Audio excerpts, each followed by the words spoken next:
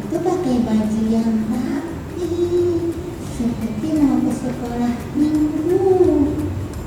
Nah, terus siapkan hatimu dan Alkitabmu.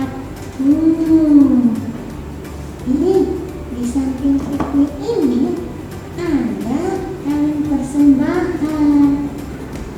Teman-teman, kalau ibadah kan juga kasih persembahan toh. Jangan lupa ya, bawa persembahanmu, masukkan di dalam tali ini. Terus disimpan deh. Nanti kalau gereja sudah buka, kalian bisa bawa kalian ke gereja. Itu kan untuk pekerjaan Tuhan. Oke deh, selamat ibadah. Halo adik-adik, kita berjumpa lagi di sekolah minggu. Nah, sekarang kita akan mempersiapkan hati kita untuk memuji Tuhan. Semuanya sudah mandi toh? Sudah siap-siap ya untuk memuji Tuhan? Mari kita sama-sama memuji Tuhan. Hari ini harinya Tuhan.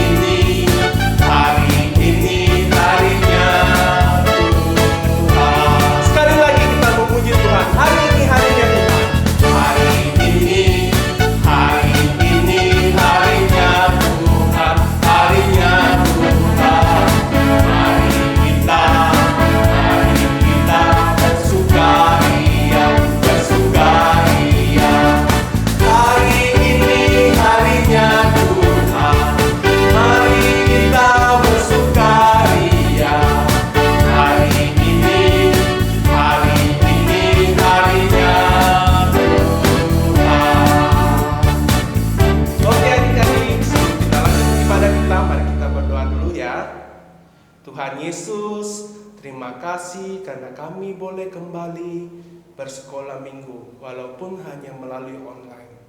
Tapi Tuhan tolong supaya kami dengan penuh sukacita, dengan segenap hati boleh memuji nama Tuhan.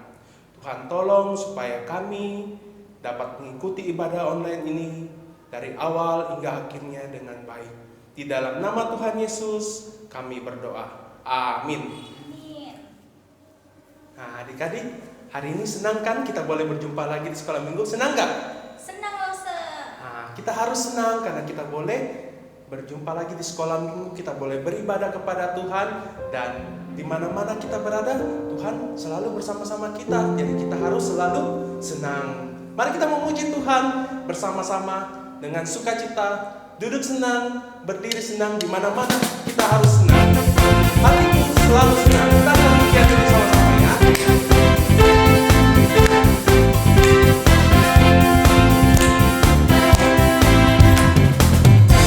Senang berjalan senang, mana-mana hatiku senang. Sejak Yesus tolong saya, hatiku selalu senang. Sekali lagi. Duduk senang, berjalan senang.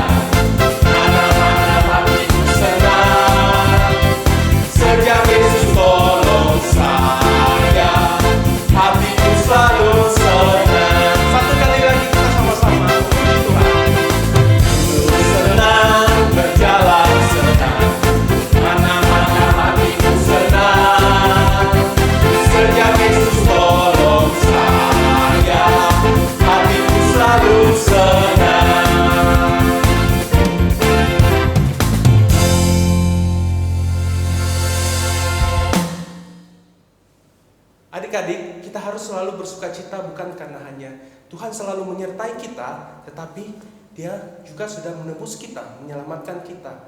Sehingga Dia menjamin hanya ada satu jalan menuju ke surga, yaitu hanya di dalam Yesus Kristus. Mari kita memuji Tuhan bersama-sama, kita angkat pujian ini. Hanya ada satu jalan ke surga.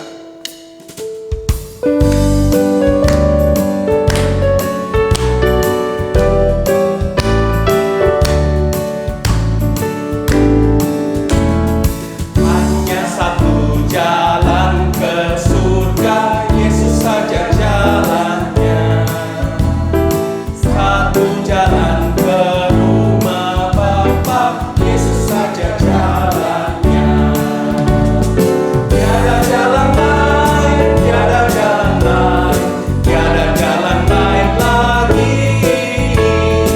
Hanya satu jalan ke surga, Yesus saja jalannya. Sekali lagi. Hanya satu jalan ke surga, Yesus saja jalannya. Satu jalan ke rumah Bapa, Yesus saja jalannya. Tiada jalan lain, tiada jalan lain, tiada jalan lain lagi.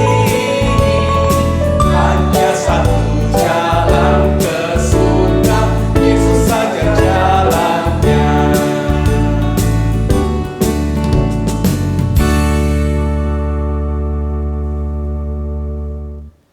Adik-adik, Tuhan Yesus sungguh mengasihi kita. Dia selalu menyertai kita dan juga Dia telah menebus hidup kita. Dia menjamin kita ke surga. Nah, sebagai anak-anak Tuhan, kita harus taat kepada Dia. Kita harus taat dan percaya kepada Tuhan. Nah, mari kita sama-sama mempersiapkan hati kita untuk mendengarkan firman Tuhan. Kita angkat pujian ini. Taat itu indah.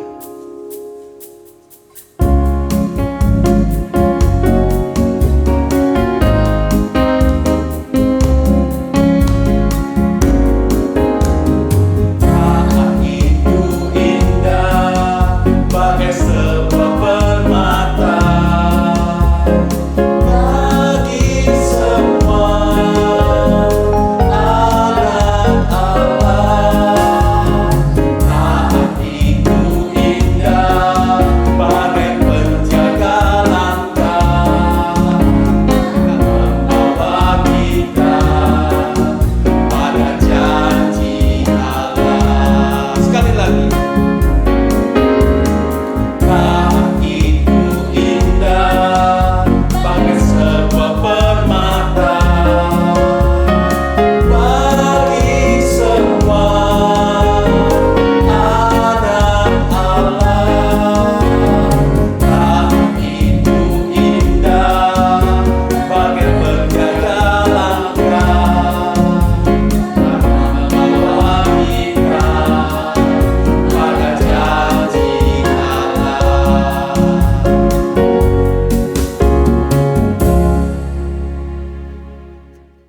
Halo adik-adik, hari ini Losa Hera akan menceritakan tentang firman Tuhan.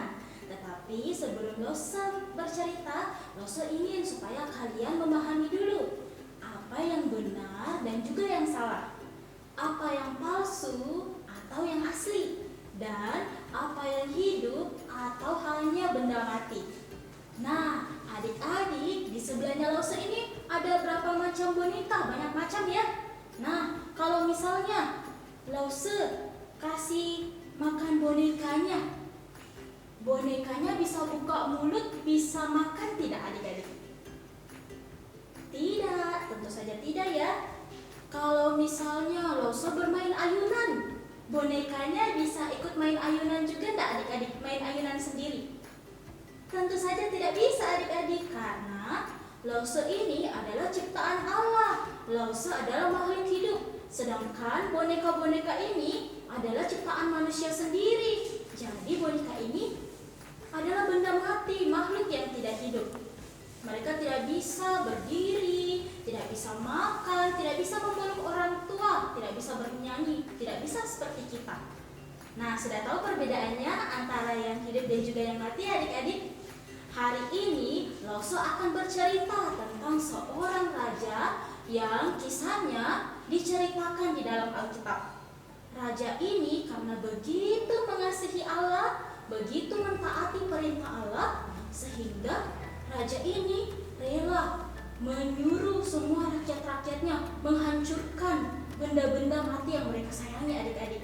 Nah, kalian juga akan mendengar tentang dewa-dewa palsu dan juga penyembahan berhala. Penasaran raja siapa yang Loso mau ceritakan? Ayo, semuanya duduk yang manis dulu. Duduk di depan handphone, di depan laptopnya, televisinya. Kita mau berdoa, adik-adik. Bagaimana sikap berdoa yang benar? Semua lipat tangan, tutup mata, ikut Loso. Loso akan pimpin dalam doa ya. Tuhan Yesus, terima kasih karena pada pagi hari ini Tuhan sudah menjaga kami, memelihara kehidupan kami, sehingga kami boleh mendengarkan firman-Mu. Ajar kami Tuhan untuk duduk yang manis dan juga dengar-dengaran. Hanya di dalam nama anak-Mu Yesus Kristus kami berdoa. Amin. Adik-adik, pada kisah di dalam Alkitab ada seorang raja. Rajanya bernama Raja Asa. Raja Asa ini memerintah kerajaan Yehuda. Pada awal pemerintahan Raja Asa, kerajaan Yehuda ini rakyatnya tidak baik, adik-adik. Mereka menyembah patung-patung. Mereka membuat patung-patung sendiri dan menyembahnya. Mereka percaya kalau patung-patung ini bisa membantu mereka. Nah, adik-adik, patung-patung itu apakah hidup? Tentu saja tidak. Patung-patung itu adalah benda mati. Nah, karena Raja Asa begitu mengasihi Allah, Raja Asa melakukan dua hal. Yang pertama, Raja Asa menyuruh para prajurit-prajuritnya untuk menghancurkan patung-patung tersebut, adik-adik. Ada patung juga yang terbuat dari emas, adik-adik. Jadi prajuritnya menghancurkannya, memusnahkannya. Terus yang kedua, Raja Asa menyuruh rakyatnya untuk tidak menyembah dewa-dewa itu lagi, menyembah patung-patung tersebut, tetapi menyembah hanya kepada Allah saja, Allah kita, Allah yang hidup, adik-adik. Pada saat pemerintahannya itu, adik-adik, akhirnya kerajaan Yehuda damai, aman, karena Allah ada di tengah-tengah mereka. Mereka sudah mempercayai Allah, mereka menaati perintah-perintahnya, sehingga Allah memberkati mereka dengan memberikan mereka keamanan, memberikan mereka perlindungan, adik-adik. Di masa itu, adik-adik, Raja Asa tidak tinggal diam saja. Kan tadi rakyatnya sudah percaya ya sama Allah. Mereka sudah bersyukur, mereka sudah menyembah kepada Allah kita.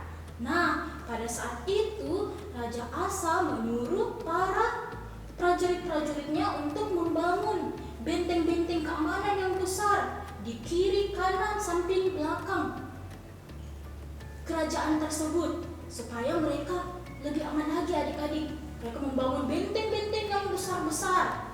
Terus Raja Asa juga memperlengkapi prajurit-prajuritnya dengan tombak, dengan perisai, dengan panah. Jadi ada juga permainannya, adik-adik, supaya ketika musuh datang mereka sudah siap. Keamanan terjadi di negara, di kerajaan tersebut selama 10 tahun lamanya. Terus pada suatu waktu, adik-adik, ada seorang yang bernama Sera. Sera ini orang Ethiopia. Sera ini ingin berperang melawan Raja Asa, adik-adik. Sera membawa pasukannya sebanyak 1 juta pasukan, 1 juta prajurit dan juga 300 kereta. Wah, banyak sekali. Sedangkan Raja Asa pada saat itu hanya memiliki 300 prajurit yang memegang tombak dan perisai dan 280 prajurit yang memegang panah. Raja Asa lebih sedikit jumlahnya dibandingkan Sera, adik-adik. Tetapi apa yang Raja Asa lakukan? Ayo, ada yang bisa tebak? Betul sekali, adik-adikku yang di rumah pintar-pintar ya. Nah, Raja Asa tidak tinggal diam saja, adik-adik. Dia tahu apa yang harus dia lakukan. Raja Asa berdoa kepada Tuhan. Raja Asa tidak bersandar hanya kepada prajurit-prajuritnya, hanya kepada benteng-benteng yang telah dia bangun. Tetapi Raja Asa hanya bersandar kepada Allah. Raja Asa berdoa meminta pertolongan dari Allah supaya dia dapat menang melawan Sera orang Ethiopia itu. Ketika mereka berperang, orangnya itu sangat mengerikan adik-adik. Tetapi apakah Raja Asa menang? Ada yang bisa menebak?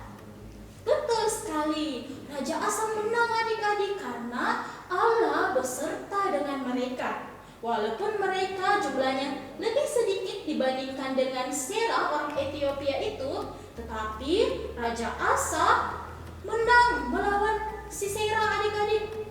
Sisera dan juga prajurit-prajuritnya kalah, dan Raja Asa mendapatkan barang-barangnya adik-adik, kayak gandumnya, dombanya, kambingnya, itu Raja Asa mendapatkannya. Nah, dari yang apa Lause ceritakan tadi, ada yang bisa kalian ambil kesimpulan? Raja Asa adik-adik sama seperti kita juga berperang pada saat ini. Tetapi kita berperang bukan dengan orang yang memakai tombak atau orang yang memakai perisai pemanah. Tetapi kita berperang melawan apa? Melawan iblis adik-adik, melawan dosa kita. Lause, kalau iblis itu dia bagaimana? Dia menggodai kita adik-adik dengan berbagai macam cara. Misalnya nih, tadi pagi adik kan enak nih tidur ya di rumah. Terus tiba-tiba terus bangun. Adik-adik tidak langsung siap-siap untuk mengikuti ibadah pada pagi hari ini, tetapi main game dulu atau nonton TV dulu, nonton film kartunnya misalnya, film kartun favorit. Nanti disuruh mami papinya baru mau mandi adik-adik. Nah, itu salah satunya juga adik-adik. Adik-adik lebih mementingkan main game, lebih mementingkan film kartun dibandingkan mengikuti ibadah, bertemu dengan Allah, bertemu dengan Tuhan Yesus. Itu tidak bisa ya adik-adik, tidak baik. Jadi seperti itulah iblis menggodai kita. Supaya iblis tidak menggodai kita untuk berbuat dosa, kita harus apa tadi seperti Raja Asa? Betul, kita harus berdoa minta kepada Tuhan supaya diberikan kekuatan oleh Tuhan. Kita harus berdoa, meminta Tuhan berikanlah saya kekuatan supaya saya menuruti perintah-perintah-Mu, tidak melakukan yang tidak Kamu sukai. Nah, adik-adik setelah berdoa seperti itu, adik-adik harus taat, jadi tidak boleh melakukan hal yang tidak baik lagi, kayak berbohong, kayak membantah orang tua, malas, tidak membantu orang tuanya juga di rumah. Kayak seperti itu adik-adik, dan masih banyak hal lain yang Tuhan Yesus tidak sukai. Nah, adik-adik, kita mau berdoa, kita mau minta kepada Tuhan Yesus supaya Tuhan Yesus memberikan kita kekuatan. Ayo semuanya lipat tangannya, tutup mata, Lause pimpin dalam doa ya adik-adik. Tuhan Yesus, terima kasih karena kami sudah mendengarkan cerita firman Tuhan. Ajarlah kami seperti Raja Asa untuk selalu memberikan hidup kami hanya untuk Tuhan. Berilah kami kekuatan untuk selalu menuruti perintah-perintah-Mu. Hanya di dalam nama anak-Mu Yesus Kristus kami berdoa. Amin. Adik-adik, tibalah saatnya kita akan membaca ayat hafalan kita hari ini. Ayat hafalan kita, ayo semuanya buka Alkitabnya. Kita buka di Mazmur 119 ayat yang ke-9 sampai ayatnya yang ke-10. Mazmur 119 ayat yang ke-9 sampai yang ke-10. Lause akan baca ya adik-adik. Dengan apakah seorang Buddha mempertahankan kelakuannya bersih dengan menjaganya sesuai dengan firman-Mu. Dengan segenap hatiku aku mencari Engkau. Janganlah biarkan aku menyimpang dari perintah-perintah-Mu. Nah, adik-adik, supaya ayat hafalannya lebih gampang nih untuk dihafal, kita akan menyanyikan ayat hafalan ini ya adik-adik. Ayo, Mazmur 119 ayat yang ke-9 sampai ayatnya yang ke-10.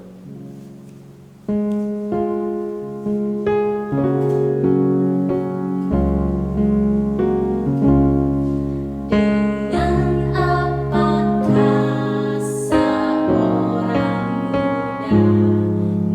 mempertahankan kelakuannya bersih dengan menjaganya sesuai dengan firman-Mu.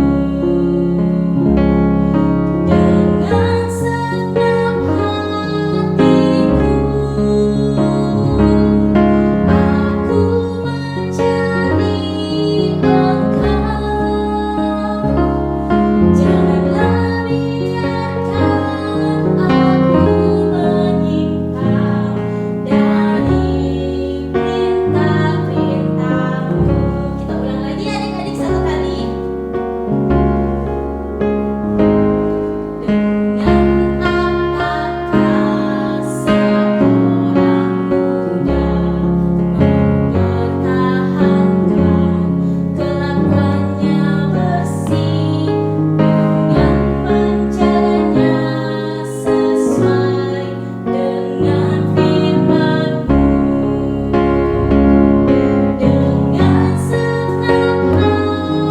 Dengan segenap hatiku aku mencari Engkau. Janganlah biarkan aku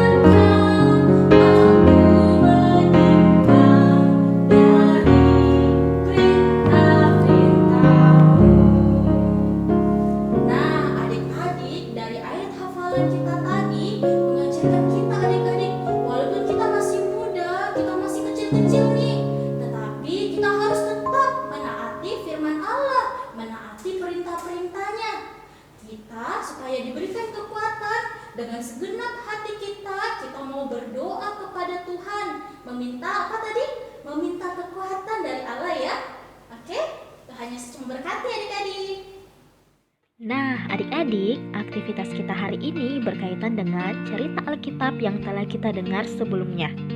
Yuk, disiapkan perlengkapan yang akan kita gunakan untuk membuat aktivitas. Siapkan 1 lembar kertas HVS berwarna putih, 2 lembar kertas origami berwarna merah, 1 lembar kertas origami berwarna hijau, 1 kertas berwarna putih dan juga coklat, lem kertas, pulpen dan juga gunting. Jika di rumah adik-adik tidak terdapat kertas origami, adik-adik bisa menggunakan kertas HVS berwarna putih yang nanti bisa kalian warnai sendiri, atau kertas apapun yang ada di rumah kalian ya. Langkah pertama, lipat bertumpuk kertas origami berwarna merah menjadi 2 bagian. Gambarlah setengah lingkaran dengan menggunakan pulpen.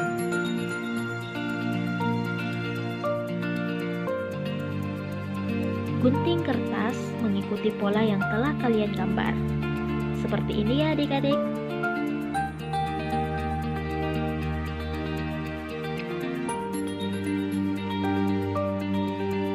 Nah, setelah selesai digunting, tempel kertas berwarna merah yang telah kalian gunting pada kertas HVS berwarna putih. Ikuti cara tempelnya seperti yang ada di video ya adik-adik.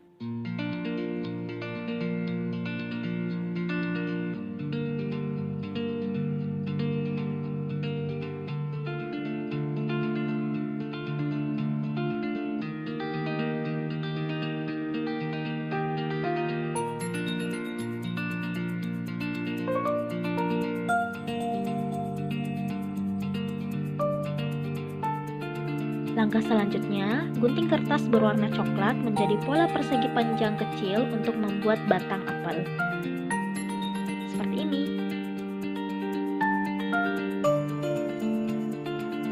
sisa batangnya akan kita tempelkan di atas buah apelnya ya adik-adik.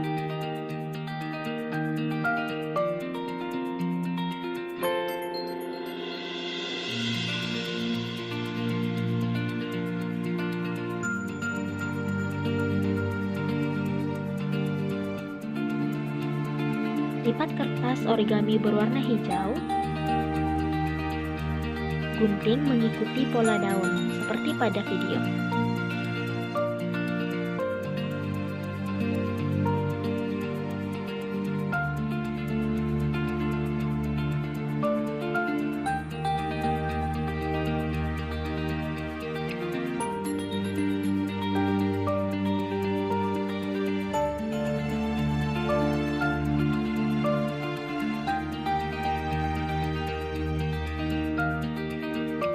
Ambil kertas berwarna putih, lipat menjadi 2 bagian. Gambarlah pola setengah lingkaran yang lebih kecil dibandingkan dengan setengah lingkaran berwarna merah.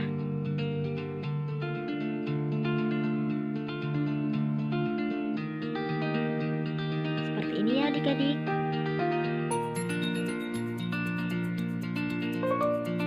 Setelah digunting, tempel di tengah-tengah kertas origami berwarna merah.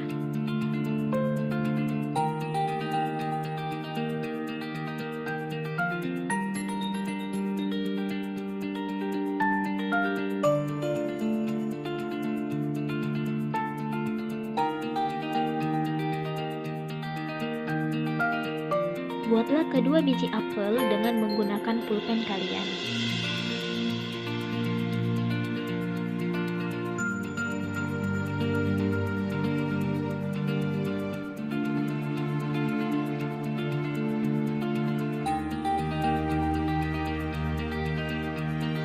Nah, gambar buah apelnya sudah selesai adik-adik. Selanjutnya, adik-adik bisa menuliskan kata, buah ketaatan adalah keamanan dan perlindungan dari Allah. Di bawah buah apelnya ya, seperti ini.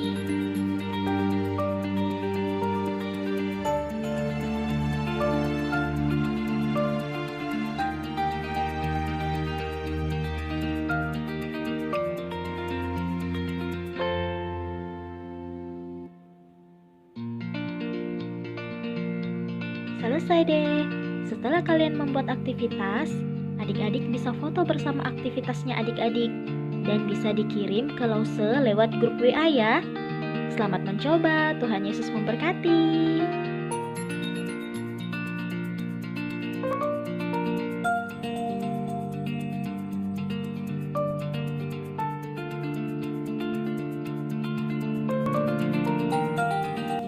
Demikianlah sekolah minggu kita. Minggu ini adik-adik sampai ketemu lagi minggu depan ya. Jangan lupa. Tuhan Yesus I love to memberkati. read the Bible. It is God's special word. I love to read the Bible. Mazmur 119 ayat 35. Biarlah aku hidup menurut petunjuk perintah-perintahmu, sebab aku menyukainya. Mazmur 119 ayat 35. Biarlah aku hidup menurut petunjuk perintah-perintahmu, sebab aku It makes menyukainya. me think of how, yes, Jesus loves me. Yes, Jesus loves me. Yes, Jesus loves me.